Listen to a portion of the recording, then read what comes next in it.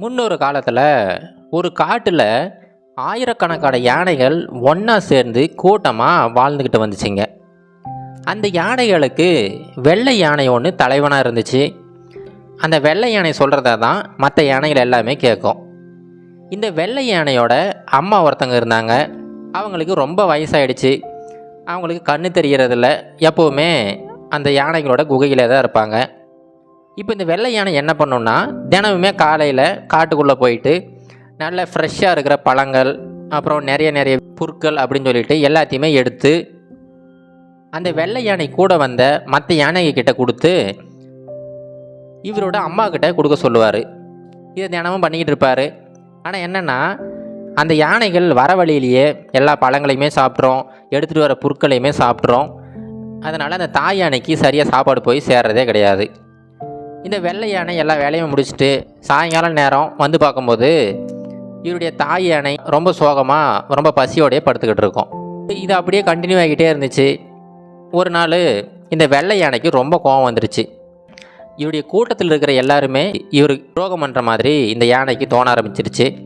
சரி, இதுக்கு மேலே நம்ம இங்கே இருக்க வேண்டாம் அப்படின்னு சொல்லிட்டு அந்த வெள்ளை யானை அதோட தாய் யானையை கூப்பிட்டுக்கிட்டு ரொம்ப தூரத்தில் இருக்கிற ஒரு மலைக்கு போய், அந்த மலை அடிவாரத்தில் ஒரு ஏரி இருக்குது. அந்த ஏரிக்கு பக்கத்தில் ஒரு சின்ன குகை இருக்குது. அந்த குகையில் இவங்க 2 பேர் மட்டும் வாழ ஆரம்பிச்சிட்டாங்க. அது ரொம்ப அமைதியான வாழ்க்கை. அங்கே டிஸ்டர்ப் பண்ணுறதுக்கு யாருமே கிடையாது. தினமுமே இந்த வெள்ளை யானை வந்து சாப்பாடு எடுத்துகிட்டு வந்து அவங்க அம்மாவுக்கு கொடுத்துக்கிட்டு ரொம்ப மகிழ்ச்சியாக வாழ்ந்துக்கிட்டு வந்தாங்க. ஒரு சமயம் திடீர்னு அவங்க குகைக்கு வெளியில் யாரோ ஒரு மனிதர் சத்தமாக கத்துற மாதிரி ஒரு சத்தம் கேட்குது. என்ன அப்படின்னு சொல்லிட்டு இந்த வெள்ளை யானை வெளியில் போய் பார்க்குது. அங்கே ஒரு மனிதர் வழி தெரியாமல் இங்கும் அங்கும் ஓடிக்கிட்டு இருக்கிறாரு. சரி, என்னாச்சு அப்படின்னு சொல்லிட்டு பக்கம் போய் பார்க்கலாம் அப்படின்ட்டு அந்த வெள்ளை யானை போய் பார்க்குது. இந்த வெள்ளை யானையை பார்த்த உடனே அந்த மனிதர் இன்னும் சத்தமாக கத்திக்கிட்டு ஓட ஆரம்பிச்சிட்டாரு. உடனே இந்த வெள்ளை யானையை அவரை கூப்பிடுது. ஐயா, தயவு செஞ்சு பயப்படாதீங்க, நான் உங்களை எதுவும் பண்ண மாட்டேன், என்ன பிரச்சனை சொல்லுங்கள் அப்படின்னு சொல்லிட்டு அவரை கூப்பிட்டு பேசுது. அதுக்கு அந்த மனிதர் சொல்கிறாரு, நான் இந்த காட்டுக்குள்ளே வந்து கிட்டத்தட்ட 7 நாட்கள் ஆயிடுச்சு. எந்த பக்கம் வெளியில் போகிறதுனே தெரியல. 7 நாளாக நான் அங்கேயே திரிஞ்சுக்கிட்டு இருக்கிறேன், எனக்கு ஏதாவது உதவி பண்ணு அப்படின்னு சொல்லிட்டு ரொம்ப கண்ணீர் மல்க அந்த யானை கிட்ட கேட்குறாரு. உடனே அந்த யானையுமே, சரிங்கப்பா வாங்க, நான் கூட்டிகிட்டு போகிறேன், எனக்கு இந்த காட்டோட மூளை முடுக்கு எல்லாமே தெரியும், நான் உங்களை வெளியில் கூட்டிகிட்டு போகிறேன் அப்படின்னு சொல்லிட்டு காட்டோட எட்ஜுக்கு கூட்டிகிட்டு போயிட்டு இவரை அந்த நாட்டில் விட்டுருது. இப்போ அந்த மனிதருமே மகிழ்ச்சியாக நாட்டுக்குள்ளே போயிட்டாரு. அங்கே போனதுக்கப்புறம் தான் தெரியுது, அந்த நாட்டோட அரசர் இருப்பார் பார்த்தீங்களா, அந்த அரசரோட பட்டத்து யானை அன்னைக்கு வந்து இறந்து போயிடுச்சு. இப்போது அந்த அரசர் ஒரு அரசாணை வெளியிட்டிருக்கிறாரு. இப்போ இந்த பட்டத்து யானைக்கு பதிலாக வேற ஒரு யானை தேவைப்படுது.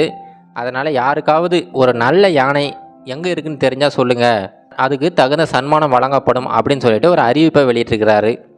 அதை பார்த்த உடனே இந்த மனிதருமே, சரி, அந்த வெள்ளை யானை வந்து ரொம்ப நல்ல யானையாக இருக்குது, அதை வந்து அரசர்கிட்ட சொல்லிடுவோம் அப்படின்னு சொல்லிட்டு அரசர்கிட்ட போயிட்டு அந்த யானை இருக்கிற இடத்த சொல்லிடுறாரு. உடனே அரசருமே நிறைய சிப்பாய்களை கூட்டிகிட்டு போயிட்டு அந்த யானையை பிடிக்கிறதுக்காக அங்கே வெயிட் பண்ணிக்கிட்டு இருக்கிறாரு. எப்பவும் போல் அந்த குகையிலிருந்து அந்த வெள்ளை யானை வெளியில் வருது. பார்த்தீங்கன்னா அங்கே இருக்கிற அந்த மனிதர்களோட வாசம் இந்த யானைக்கு தெரிஞ்சிடுச்சு. யார் அது அப்படின்னு சொல்லிட்டு சுற்றி முற்றி திரும்பி பார்க்குது.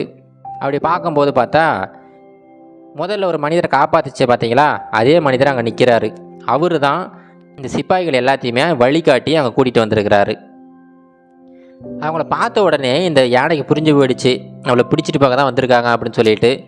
சரி, இப்போ இவங்க கூட சண்டை போட்டால் கண்டிப்பாக நிறைய உயிர் சேதம் ஏற்பட்டுரும், பேசாமல் ரொம்ப அமைதியாக போயிடுவோம், போயிட்டு நம்ம மன்னர்கிட்ட பேசிக்கலாம் அப்படின்னு சொல்லி அந்த யானை ரொம்ப அமைதியாக அங்கேருந்து போயிடுச்சு. இப்போது நாட்டுக்குள்ளே வந்ததுக்கப்புறமா அந்த யானைக்கு ரொம்ப கோலாகலமாக வரவேற்பு நடக்குது. அந்த யானைக்கு தேவையான சாப்பாடு அப்படி இப்படின்னு சொல்லிட்டு நிறைய பெரிய விருந்தே ஏற்பாடு பண்ணியிருக்கிறாங்க. ஆனால் இந்த யானை எந்த ஒரு பழங்களை கூட தொடவே இல்லை. ரொம்ப அமைதியாக ரொம்ப சோகமாக படுத்துக்கிட்டு இருக்கு. அப்படியே ஒரு சில நாட்கள் போயிட்டுருக்கு. இப்போ அங்கே இருக்கிற வேலையாட்களுக்கு ரொம்ப பயமாயிடுச்சு. என்னது இது, இந்த யானை வந்து எதுவுமே சாப்பிட மாட்டேங்குது, பேசாமல் மன்னர்கிட்ட சொல்லிடலாம் அப்படின்னு சொல்லி மன்னர்கிட்ட போய் இன்ஃபார்ம் பண்ணுறாங்க. உடனே மன்னருமே ரொம்ப பதறிக்கிட்டு ஓடி வராரு. ஏன்னா அவருக்கு மிருகங்கள் மேலே ரொம்ப அதிகமான காதல் இருந்துச்சு. பதறிக்கிட்டு ஓடி வராரு. வந்துட்டு என்னாச்சுன்னு சொல்லிட்டு இந்த யானைக்கிட்ட கேட்டுக்கிட்டு இருக்கிறாரு. உடனே அந்த யானை சொல்லுது, மன்னா, நான் சோகமாக இருக்கிறதுக்கு ஒரு காரணம் இருக்குது. என்னுடைய தாய் அந்த குகைக்குள்ளே இருக்காங்க. அவங்களுக்கு கண்ணு தெரியாது, அவங்களால எழுந்து நடமாட முடியாது. அவங்க சாப்பிட்டாங்களா செஞ்சாங்களா கூட எனக்கு தெரியல. அதெல்லாம் தெரியாமல் உங்களோட சிப்பாய்கள் என்னை பிடிச்சிட்டு வந்துட்டாங்க. அதனால் நீங்கள் நினச்சா கூட என்னால் உங்களுக்கு எந்த ஒரு பணிவடையும் பண்ண முடியாது. தயவு செஞ்சு என்னை மன்னிச்சிடுங்க, தயவு செஞ்சு என்னை விட்டுருங்க அப்படின்னு சொல்லிட்டு அந்த யானை அந்த மன்னர்கிட்ட ரொம்ப மன்றாடி கேட்டுக்கிட்டு இருக்கு. இதை கேட்ட உடனே மன்னருக்கு அழுகையே வந்துடுச்சு. பெரிய தவறு இழைச்சிட்டோம், எதுவுமே யோசிக்காமல் அந்த யானையை பிடிச்சிட்டு வர சொல்லிட்டோமே அப்படின்னு சொல்லிட்டு அவருடைய தவறை உணர்றாரு. அதுக்கப்புறம் அந்த யானையை எங்கே பிடிச்சாங்களோ அங்கேயே கொண்டு போய் விட்டுருங்க அப்படின்னு சொல்லிட்டு உத்தரவு போடுறாரு. அவர் உத்தரவு போட்ட உடனே அந்த யானையை எங்கே பிடிச்சாங்களோ அங்கேயே கொண்டு போயிட்டு விட்டுட்டு வந்துடுறாங்க. அந்த யானையுமே ரொம்ப மகிழ்ச்சியாக உள்ளே போய் பார்க்குது. ஆனாலுமே அந்த யானைக்குள்ளே லேசாக ஒரு பயம் இருந்துக்கிட்டு இருக்கு. ஏன்னா 2-3 நாளாக அந்த யானையோட அம்மா எதுவும் சாப்பிடாம அங்கே இருக்காங்க. ஏதாவது ஆகிடுக்குமா அப்படின்ற பயத்திலேயே பொறுமையாக அந்த குகைக்குள்ளே போய் பார்க்குது. அந்த யானையோட அம்மா ரொம்ப சோகத்தோடு அழுதுகிட்டே படுத்துக்கிட்டு இருக்காங்க. அதுக்கப்புறம் இந்த யானை போயிட்டு இந்த மாதிரி மன்னர் என்னை விட்டுட்டாரு, நான் இப்போ மறுபடியும் ஃப்ரீ ஆகிட்டேன் அப்படின்னு சொல்லிட்டு 2 பேரும் கட்டி தழுவுறாங்க.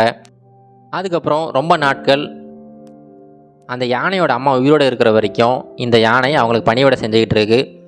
மன்னருமே அப்பப்போ அந்த இடத்துக்கு பார்த்துக்கிட்டே இருப்பார். இப்படியே நாட்கள் கடந்து போகுது. ஒரு சில வருடங்கள் கழித்து அந்த யானையோட அம்மா இறந்து போயிடுறாங்க. அடுத்து ஒரு சில வருடங்களில் அந்த யானையுமே இறந்து போயிடுது. இப்போ இந்த யானையோட அன்பை பாராட்டி அந்த மன்னர் அந்த ஏரிக்கு பக்கத்துலேயே ஒரு பெரிய யானை சிலையை நிறுவுறாரு. அந்த யானையோட ஞாபகமாக வருடம் அந்த யானையோட இறந்த நாள் அன்னைக்கு நிறைய கோலாகலமாக நிறைய விளையாட்டுகள்லாம் அங்கே வச்சு அந்த யானையை கௌரவப்படுத்துகிறாரு.